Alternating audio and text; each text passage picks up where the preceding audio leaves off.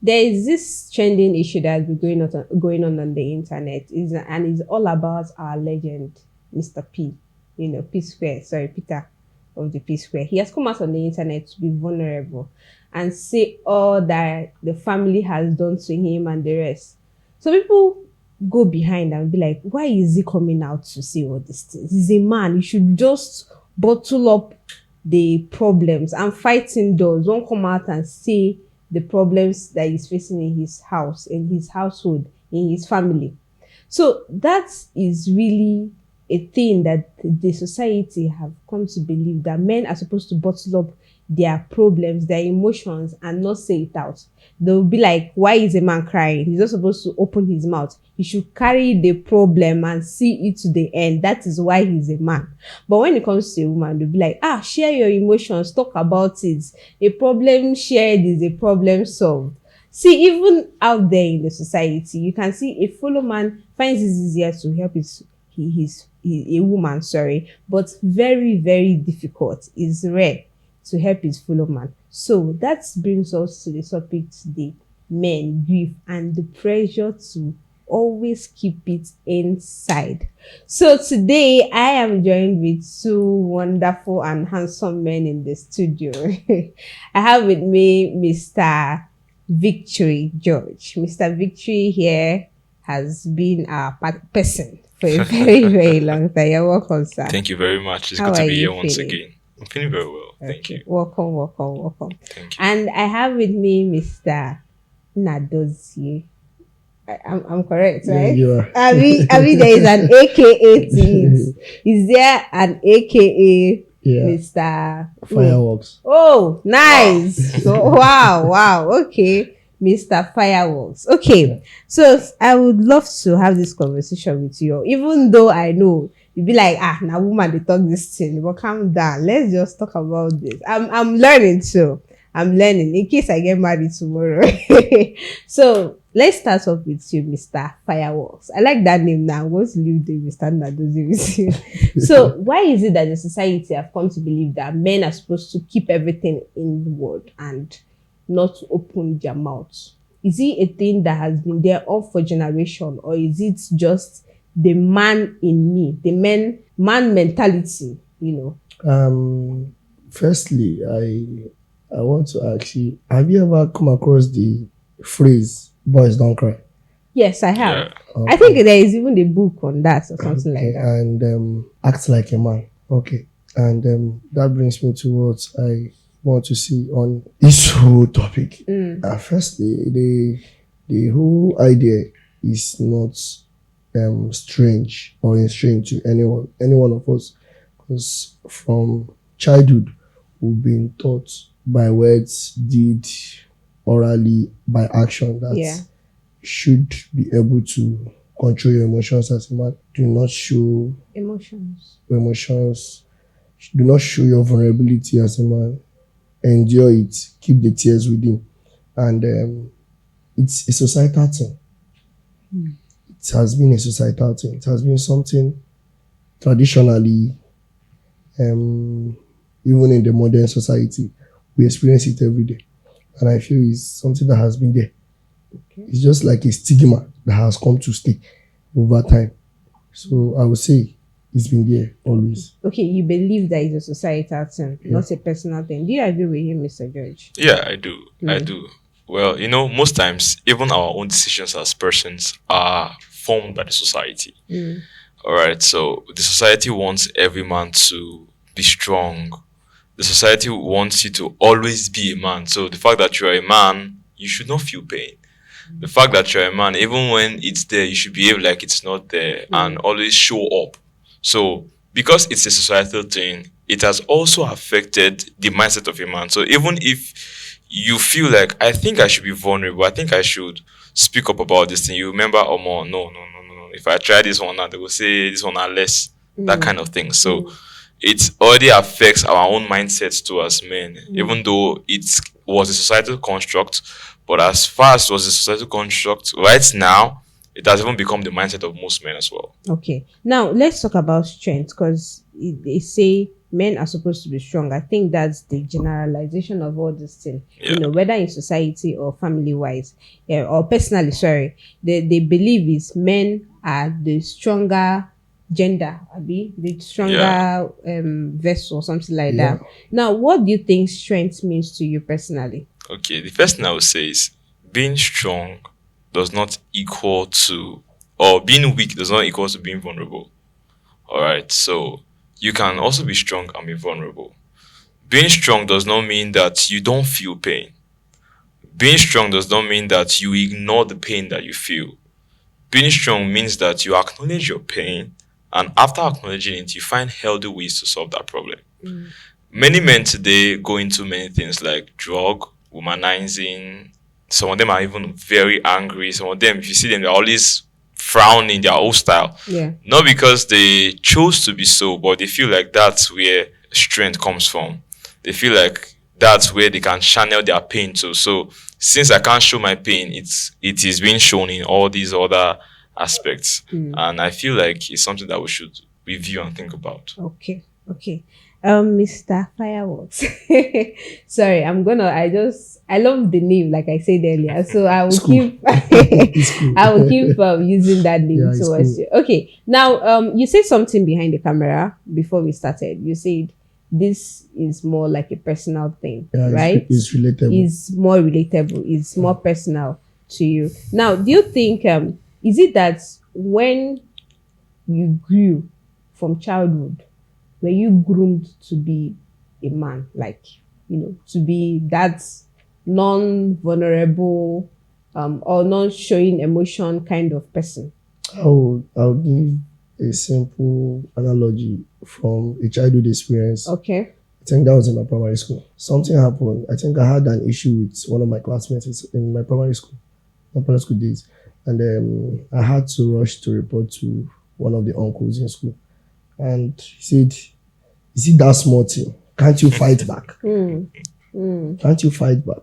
And I felt like, I came to this man for help. I came to express myself because I was almost crying. I was at the verge of crying.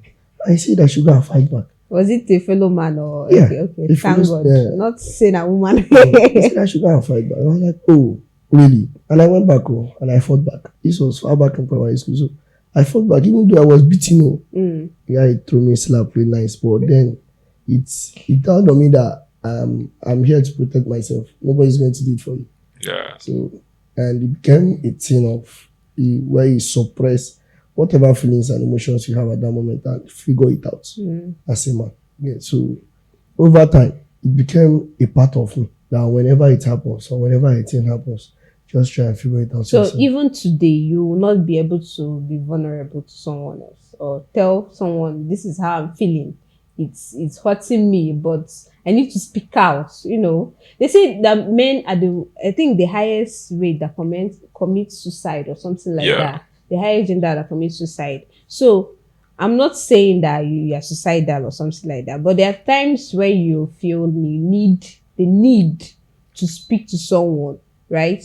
What do you do? Since now this has been the knowledge inculcated to you by your teacher then, and it has followed you all through your childhood. So what do you do now that you need to pour out your heart and speak out there? I feel it's a traditional perception having a conflict with the modern ways of men expressing how they feel.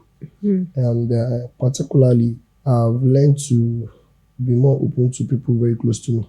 Okay. Yeah, be more open to people very close to me, not everyone. So my mini circle, I think to a level, I confide in them in things that are really bothering me when it's really bad. And it's been helpful so far.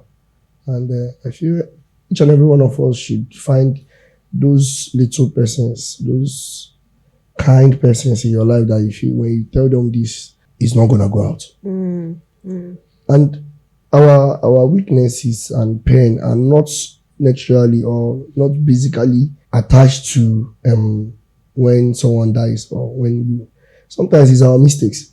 Some of our regrets are not because someone died, someone in our life died, or we lost money. Sometimes it's a mistake that you can't open up to anyone. But the ability to see your weakness as or expressing your weakness is a sign of strength. But when you run away from it, I think you're becoming more foolish than even the mistake itself.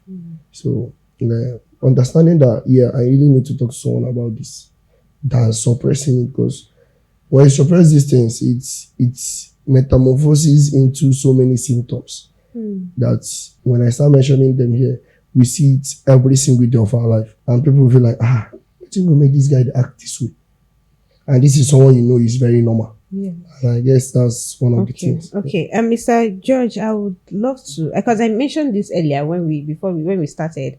I said something that it's hard for men to help their fellow selves, right?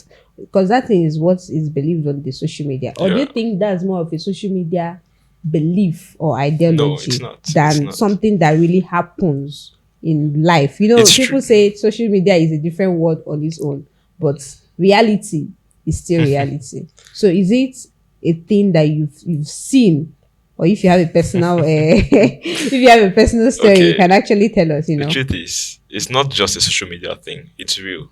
It's real. I don't know if I would say it's natural.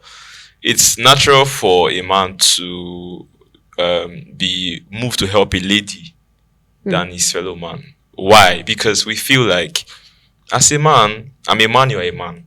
So if I can be in that position to be able to render help, you should be able to get there by yourself too. Nobody lifted me there. It's just like a mindset thing. And naturally too, we feel like women are supposed to be the one depending on us. So I don't want to use that word, the weaker gender, okay? Because I don't believe they're actually weaker. But it's just more like, I feel like it's a natural thing. All right, and it's not totally bad. Okay, it's not totally bad that you would prefer to help a woman than a man, but still help your fellow guy. Well, but have you experienced this, or you now in a person, have you done this? I have experienced it many times. Just let me give you a story. Let me give a story. While I was in school, I had a friend of blessed memory now, though. Okay. We were in business together. We suffered together. We did a whole lot together. My birthday was like 2 weeks away, and although I don't really take birthdays to be anything, we've been friends for a while. So he just met a girl recently. We just did a business. We got small money, and he just told me how he wants to buy everything. He wants to spend money on this lady. I said, okay. Funny enough, I was wanting to go and deliver all the gifts to the girl for him. When I delivered this gift, I was like, where this guy see this money? And with the house, with the sofa. We never see something chop. And you could get these things. So I went home and I told him, bro, you had this kind of money and you could do this for a woman that you've not even asked that. You don't know if she'll say yes to you or anything, just to impress a lady. And we have been here. I've been suffering. Say, guy. So out of guilty conscience, because my birthday was 2 weeks later, he said, okay, he wants to do the same for me because I pointed that out. But that and many other things, but although I didn't really take it to be anything, I felt like it's a normal thing for we guys who want to always help the ladies. Do you agree? So it's normal. You have a different scenario entirely. Actually, would I say a different scenario? But the first part that men do not like helping men, it's not entirely true. Okay. It's not entirely true. I think men are more moved by your seriousness towards that particular thing you really want than giving you that money to eat.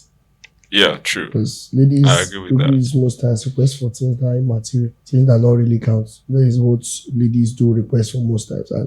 And for men, a man wouldn't want to request. If you see a man requesting for an urgent money just to eat, and I know you are not sick, I will start feeling, maybe the first time I might do it for you, but the second time I'll see like, oh, is this guy lazy or what? Exactly. That's me for you. I'll be like, is this guy lazy or what? Because I see people who on the streets trying to help themselves. People do a lot of menial jobs to make I see what in a good job. And you're busy taxing one man to another because you call them your friends. Bro, level up. You don't just level up by being at home and thinking that manner will fall from heaven. So personally, or basically, I feel men are so much attracted to your seriousness, to that particular thing. Is he hustling? Yes. Okay, I feel help her. Because he believes that tomorrow, You gonna need the same help. fit turn out to be the one to help you. Exactly. This is where it comes to men, naturally. So when you say men do not help their fellow men, I don't think it's entirely true. Understand? Unless the person that needs this help is problematic or something else. But for the women, helping a woman is something that comes. You just have to do it. It just happens. You just have to. Okay. It just happens. I would prefer to. My sister they text me now. Like, oh, she's a lady. But will you do the same for your brother? She's a lady. I'm giving you an answer. Okay, She's okay. a lady, and she needs these things. Women are always needing something. If it's not sanitary pad, this is that. Especially the ones in school, so they're always needing something. But a man could actually keep himself for 2 days, feeding on a particular thing, and he's comfortable with it. Not because he's okay with it, but he's just there. He never changed yet, and he believes a better one will come. The woman would be looking. Contentment is not always found in women. That's just the word. So it's easier to help a lady than to help a man. But to say that men do not help men is not entirely true. Okay, thank you very much. Now there is this African mentality of man to provide, protect, secure, and every other thing added to it. Now I'm saying this in a family perspective. Now I'm asking this question to both of you. So if you get married, right, and your wife is making more money than you are, and you guys are having children, one person has to stay behind. One person has to stay behind and take care of the family. Remember, I said there's this mentality, African belief of men to provide, protect, and the rest. Exactly. Yes. Do you think that, if personally for you, do you feel like my wife is doing fine out there, she should continue, or she should come back inside the house and take care of the children? Then you will still go out there and fight. But you know that, yes, you're doing your best very well. But then you feel like she's more out there than you are. Okay, should I go first? Yes, you can. Well, it depends. It depends. I will not outrightly say yes, I will be comfortable to just sit in the house with the children. Okay. And she's out there working. I feel like it's not a balanced thing. Even the Bible, even the scripture has made it that man is the head of the home, the provider and all that. So you are supposed to be the one bringing in. But that doesn't mean too that situations cannot differ. There are times when sincerely your wife is earning better. And maybe even where you are struggling and she's earning better and she's bringing it in. It just comes to the level of understanding you have with your spouse. Now, leave society out of it, because society is not what will feed your children. Society is not what will help you handle your family. So I'm someone personally who don't really believe in what people say. I don't care what people say. So like I said in the beginning, it depends on the situation at hand. And if the person is very understanding, that's your spouse is understanding, and you come to a very mutual agreement, and you are happy with your home, she's giving you peace and the respect you deserve as a man, why not? But it literally depends on the situation at hand. All right, thank you. So I do have a different opinion. I think the very first problem is the money that is attached to it. Money in marriage should be a tool, and not it's a valid thing, but it should be a tool. Like just like in economics, there's what we call running costs. Like the money used in running. So money in marriage, it should be like a running cost, something that is used and not basically a pivotal part of the whole situation.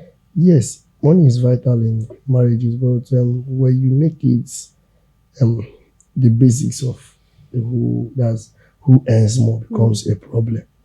And understanding your spouse or partner is another thing. I'm not married, so I wouldn't say for sure what happens in marriages, but I believe that for me, if there should be a reason for me to stay back, the reasons must be valid. Exactly. And it's something that would work for the family. But one of the problems we have as men is our ego being a part of our judgment, or even the reasons why our judgments are the way they are. The man's ego is everything to him. So when he sees that the ego is being trampled upon, you see the defense mechanism of a man coming out in different forms. And you might not like it. You might see this man, he's cool, he's simple, he's a happy man, but trample of it, or try to trample of it on his ego, and you see him react differently from the man you know.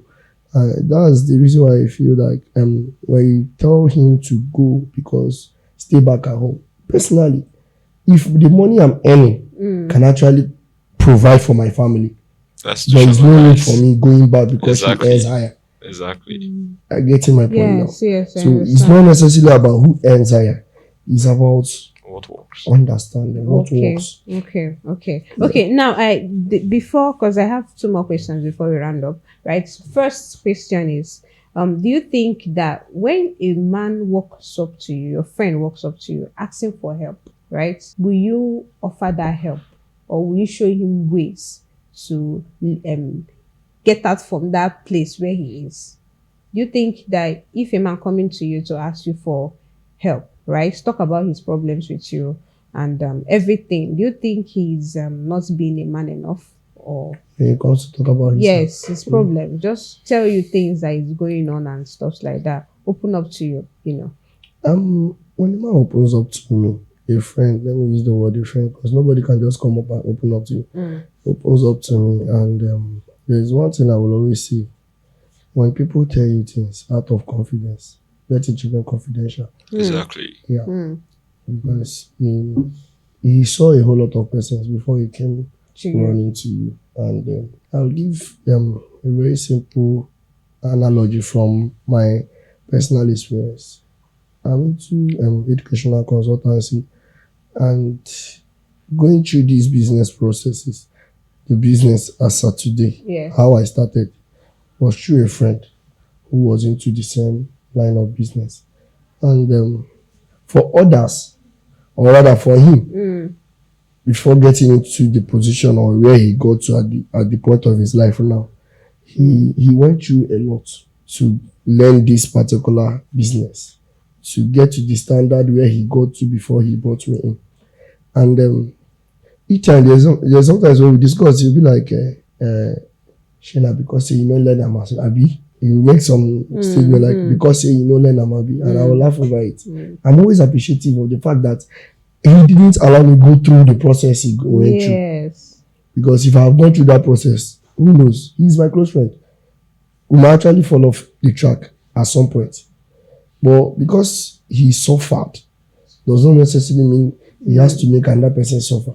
So if he saw the need to bring us in, me and some other person, and made it easier for us to stand. So I think just by mentioning that, I would say is a personality thing. Some people wouldn't want to give it to you easily. They want you to go through the same process. So you value it more. Yeah. I think that's the word. You value it more. At the same time, some people might be easy to take it on you and be like, okay, this is how it is done. This is how it is done. But remember, human beings can be ungrateful. Very ungrateful. This is the truth of the matter. So at times I feel when you go through those part process of learning the trade or the business or that particular help, it makes you appreciate it more when you get your own standing than making it a free for all for everybody. Because you'll always see out of that 10 that you taught, or maybe you taught those business ideas for free, you see that you'll be getting 7 ungrateful persons and just 3 who are willing to watch. Give up. Yeah, thank you very much. Okay, thank you, sir. Mr.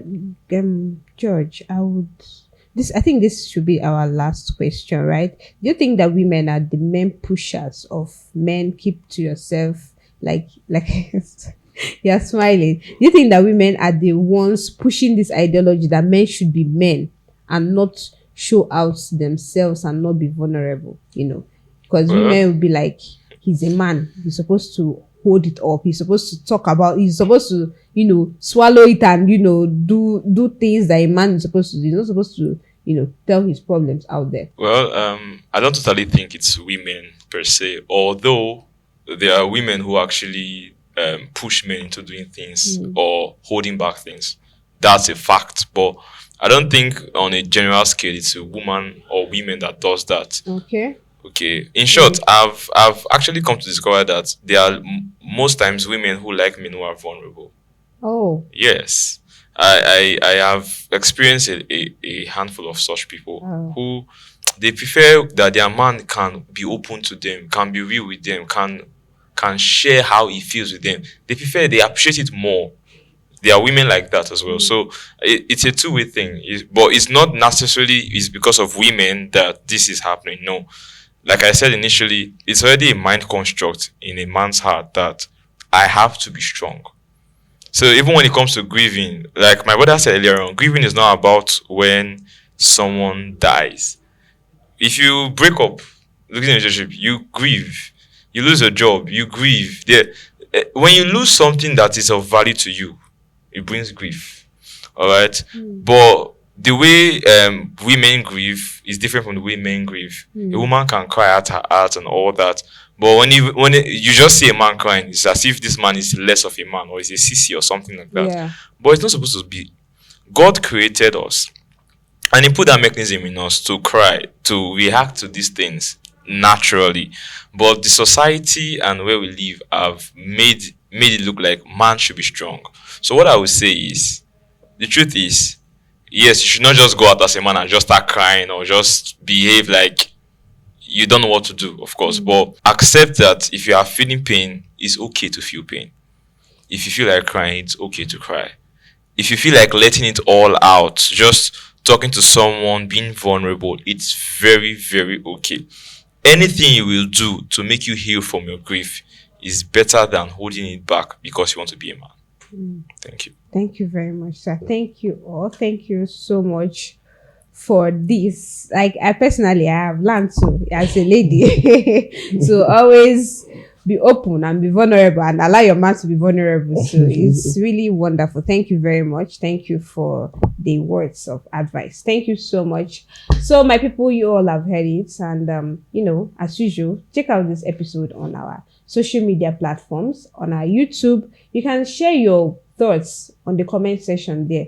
Tell us what you feel, whether you agree a man should be vulnerable or she should bottle it in, or he should be open. Anyhow, we want to hear from you, want to know from you. So it has been a wonderful time here on Serenity TV. Please do well to subscribe to all our YouTube channel, to all our social media platforms, and drop your comments there. Till next time, I remain your host, Goodness Chisom. Bye for now.